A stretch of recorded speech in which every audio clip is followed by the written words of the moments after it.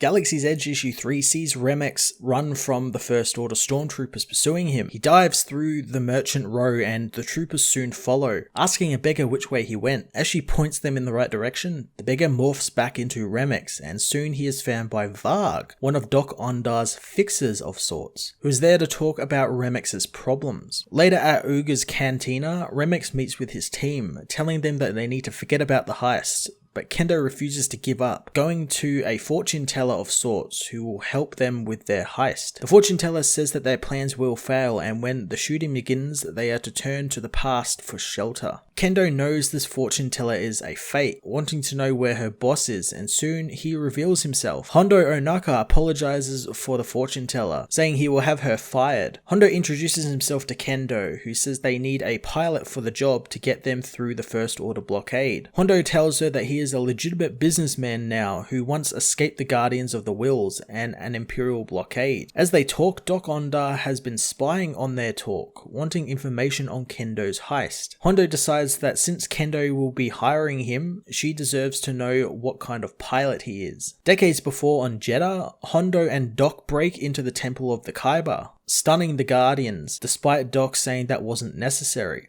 They move deeper into the temple, finding more Guardians who fire on them with their bowguns. Hondo disarms them and they reach the chamber they have been searching for. A chamber containing a giant statue carved by a Jedi with his lightsaber. Using Ki-Adi-Mundi's lightsaber, Doc Ondar cuts the statue free from its base, taking it as Hondo pulls him out of the chamber, telling him to hurry, and as they race back to their ship, they are confronted by Chirrut Imwe, who despite being blind uses his latent force powers to disarm Hondo. Doc steps in, saying that he has nothing but respect for the Guardians, but the statue is just one of the 2,304 that exist in the temple tunnels. However, this statue is priceless to him, since it is similar to the one his parents had delivered to him after their deaths. He wants to use the statue to help solve their murder and take the statue into the light. Chirrut lets them go, allowing them to escape the city, but soon in space, they are cornered by a Star Destroyer. Hondo makes a run for the destroyer, flying directly at it and reassuring he's got the coordinates mostly calculated. Back in the cantina, Hondo says that they got away perfectly, and Kendoh gets that he's a good pilot, showing him that they will be carrying a special sword through the blockade. Hondo has seen it before since an archaeologist and con artist came looking for it. Kendoh wonders who it was and learns from Hondo that years prior, Dr. Aphra, 000 and BT came looking for the exact same sword. Galaxy's Edge issue 3 was another really cool story of one of Doc Ondar's treasures that also began to connect up the overarching story of the heist. Hondo Ohnaka getting involved was also really cool, and it's always going to make me love the story because he's such a cool and lovable character. And it's also trying to tie in stuff with Rogue One with Jedha and Chirrut Imwe making an appearance, which was even cooler. Expands the lore on that a little bit more as well. The ending with Dr. Aphra getting into this story was also really cool and makes total sense as well, since she's an archaeologist, so looking for treasures on behalf of Doc Ondar will make sense. It's going to be really fun to see her go after the Sith sword. I'm going to give this issue a 9 out of 10.